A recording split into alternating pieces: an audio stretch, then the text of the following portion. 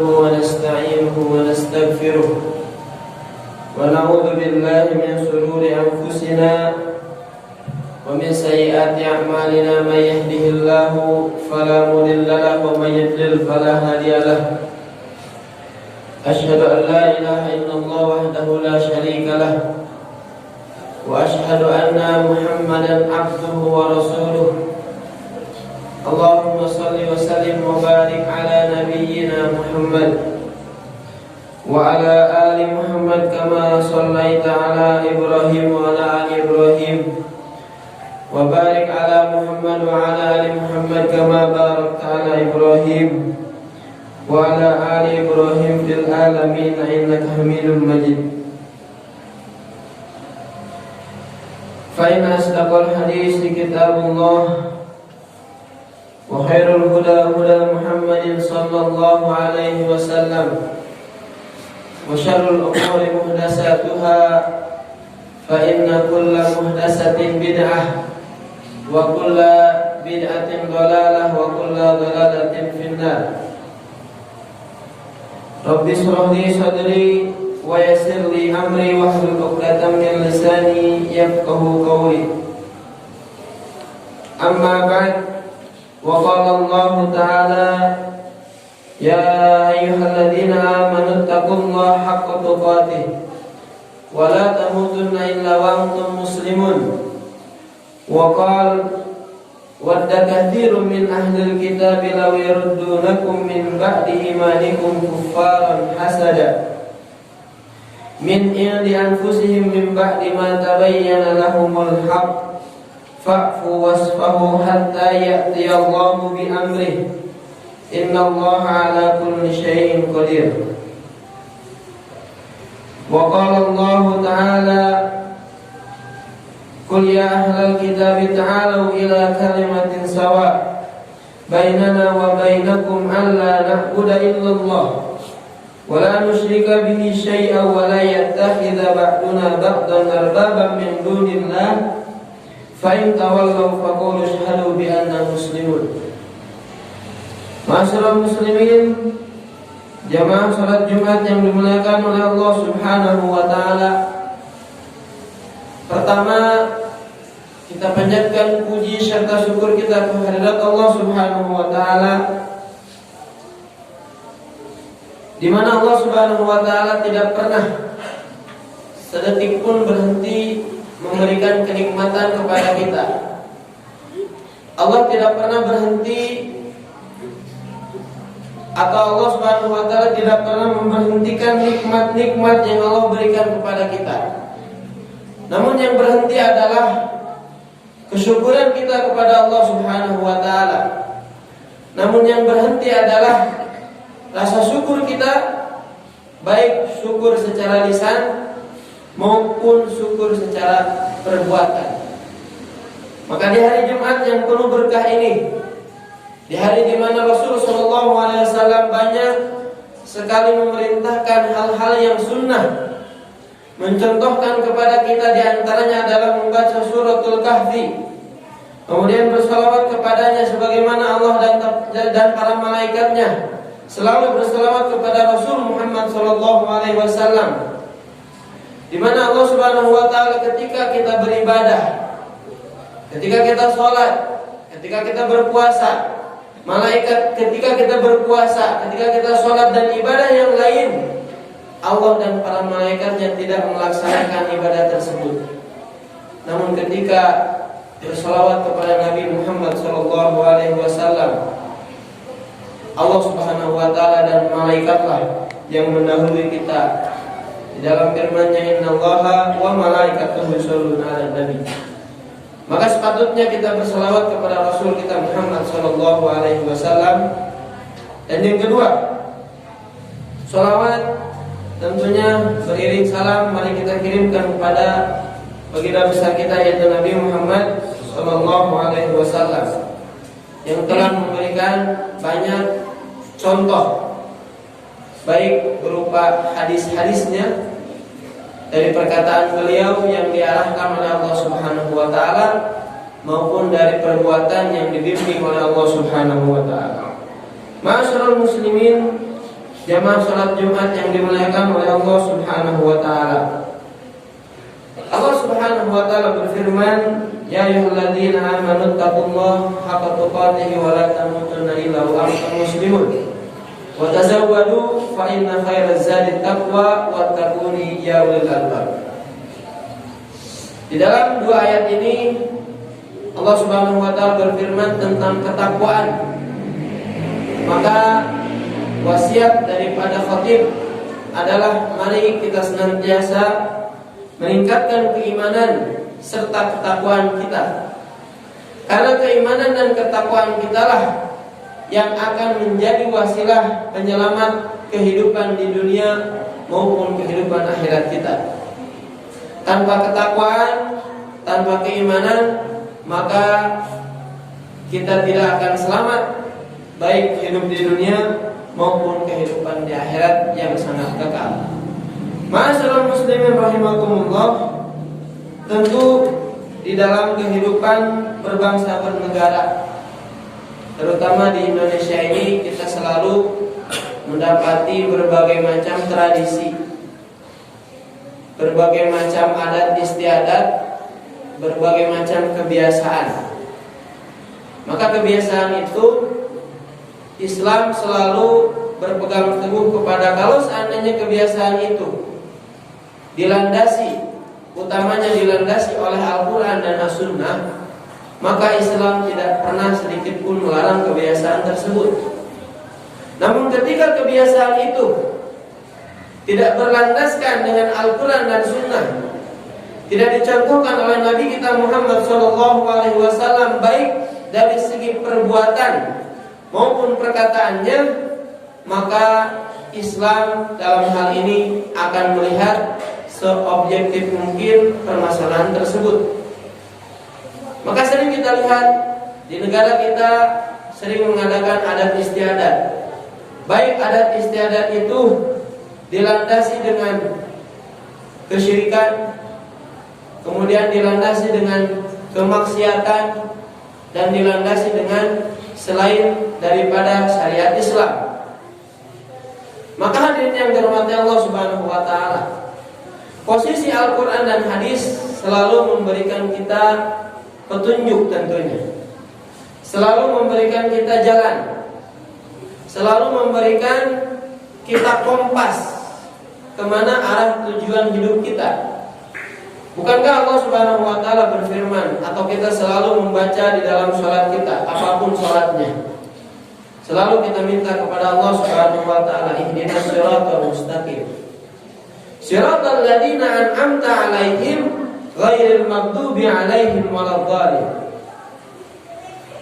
Maka hadirin yang dirahmati Allah Subhanahu wa taala, kalau seandainya kita membuka buku tafsir atau kitab tafsir dari tafsir manapun, dari mulai Ibnu Katsir dan yang tafsir yang terkecil, maka kalau seandainya kita melihat, memahami daripada ayat atau surat Al-Fatihah ini, maka demi Allah kita tidak akan pernah tersesat untuk selama-lamanya. Karena setiap waktu sholat selalu kita minta kepada Allah Subhanahu wa taala, ihdinas siratal mustaqim, tunjukilah kami jalan yang lurus. Siratal ladzina an'amta 'alaihim, jalan orang-orang yang Engkau beri nikmat, ghairil maghdubi 'alaihim waladdallin, dan bukan jalan orang-orang yang Engkau beri kesesatan, yaitu Yahudi dan Nasrani.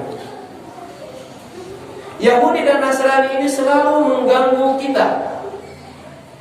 Sebagaimana Allah Subhanahu wa taala berfirman di dalam surat Al-Baqarah di juz pertama, akhir-akhir juz pertama, Allah Subhanahu wa taala berfirman, "Walan tarda ankal yahud walan nasara hatta tattabi'a millatahum."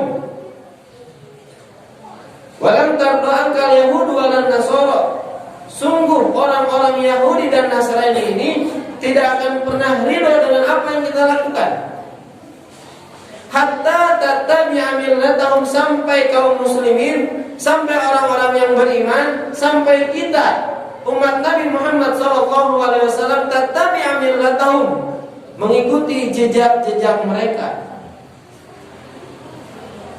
Kalau kita melihat struktur daripada bahasa atau struktur daripada yang dipakai oleh Allah Subhanahu wa taala dalam Al-Qur'an adalah kata lan, maka pengertian daripada lan tersebut adalah abadan.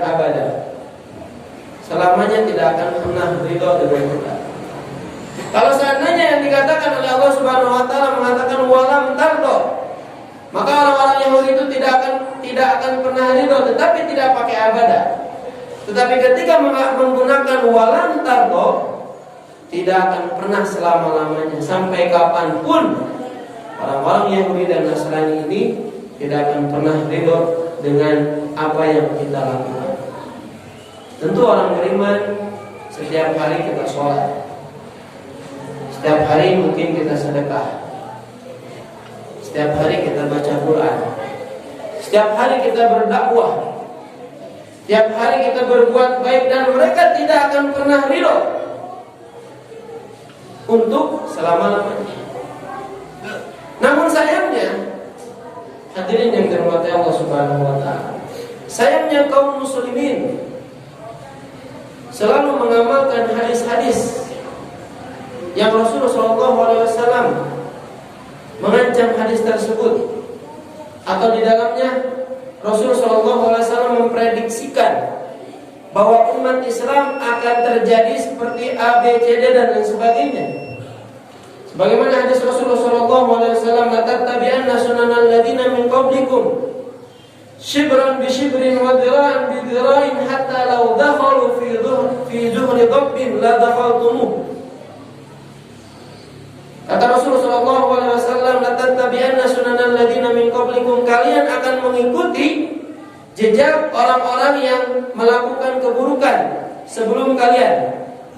Shibran bi shibrin, sejengkal demi sejengkal, wa dhira'an bi dhira'in, sehasta demi sehasta, hatta law dakhalu fi zuhri dhabbin, sampai-sampai ketika mereka masuk ke dalam lubang jarum pun, lubang biawak pun, la dakhaltumu, kalian akan masuk ke dalam lubang tersebut.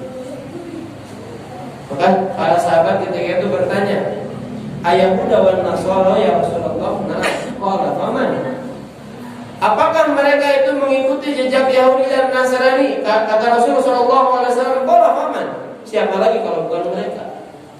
Karena musuh terbesar kita adalah umat Yahudi dan Nasrani.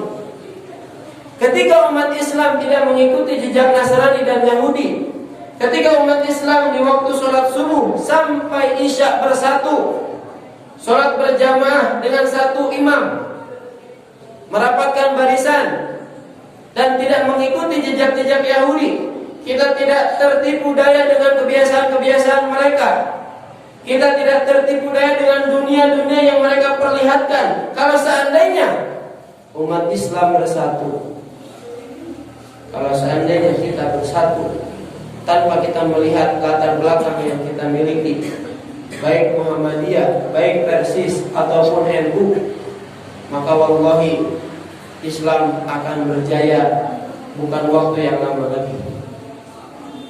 Namun ketika kita, anak-anak kita, pemuda dan pemudi kita lebih memilih jalan yang mereka ambil, bukan jalan yang Allah Subhanahu wa taala tunjukkan, maka kita melihat sendiri televisi maraknya perzinahan, maraknya pemerkosaan, maraknya pembunuhan, maraknya kejahatan-kejahatan yang naudzubillah summa naudzubillah, kita tidak habis pikir kenapa mereka melakukan hal yang demikian. Tentunya gaya hidup mereka sudah terubahkan. Bukan Rasul, bukan para sahabat yang mereka contoh, namun sesuai dengan hadis yang Nabi SAW utarakan, bahwa kita akan mengikuti jejak mereka sejengkal demi sejengkal, sehasta demi sehasta.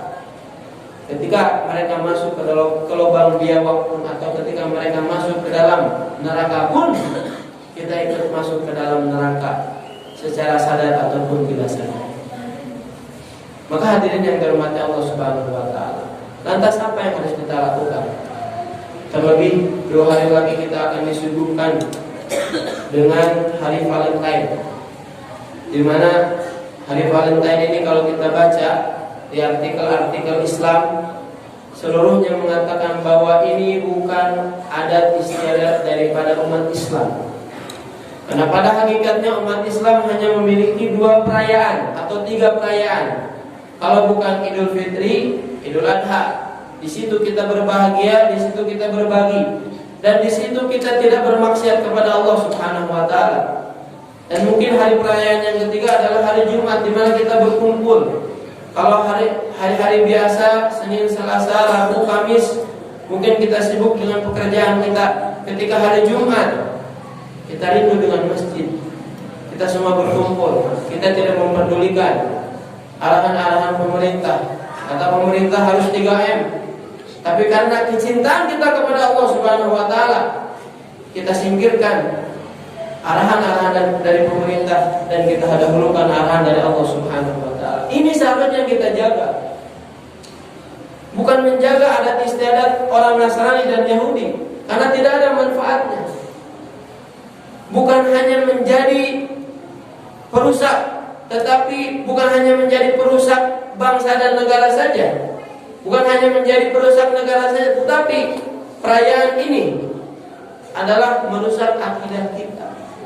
Kalau seandainya akidah kita kuat, keislaman kita kuat, keislaman kita kafah, keislaman kita seluruhnya, bahwa kita ini adalah umat Islam, maka demi Allah kita tidak akan pernah merayakan hari raya orang-orang yang bukan Islam.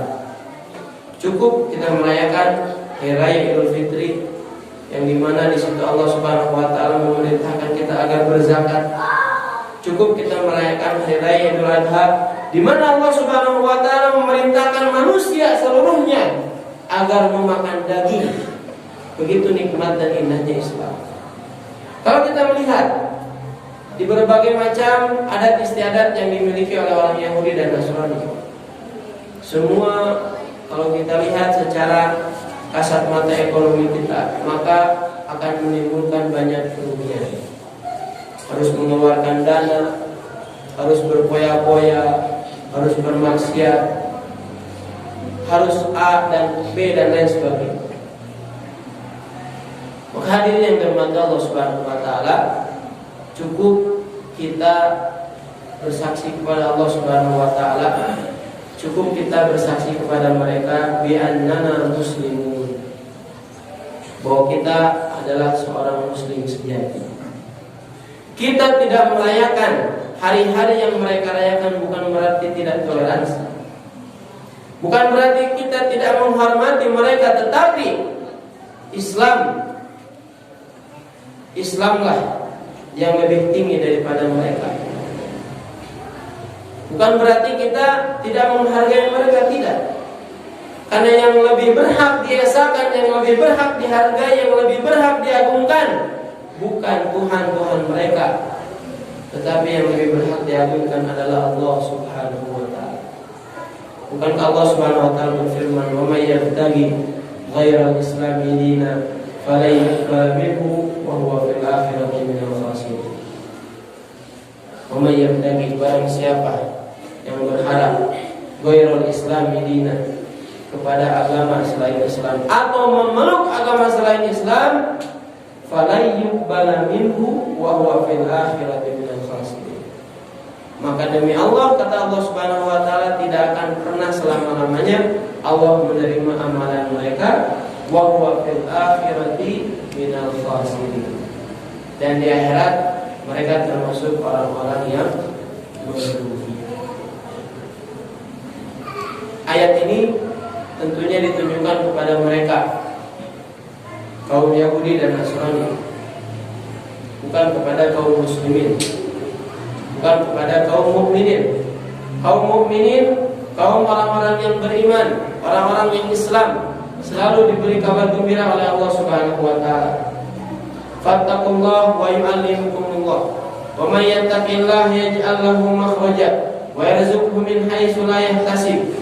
Di berbagai macam ayat Allah Subhanahu wa taala selalu memberikan kabar gembira kepada orang-orang yang beriman, orang-orang yang bertakwa, Sebagai contohnya di dalam surat At-Talaq, fattaqullah wa may yattaqillah yaj'al lahu makhraja. Barang siapa yang bertakwa kepada Allah Subhanahu wa taala, maka Allah akan beri jalan keluar. Wa yarzuqhu min haitsu la yahtasib. Bukan itu saja. Wa yarzuqhu min haitsu la yahtasib, dan Allah Subhanahu wa taala akan memberikan rezeki yang tidak disangka-sangka. Selalu Allah Subhanahu wa taala memberikan busyra kepada orang-orang yang beriman, dan selalu Allah Subhanahu wa taala memberikan mau'izah, peringatan kepada orang-orang kafir, karena pada hakikatnya kehidupan ini hanya ada dua. Kalau bukan mati berarti hidup, kalau bukan surga berarti neraka. Barakallahu li wa lakum.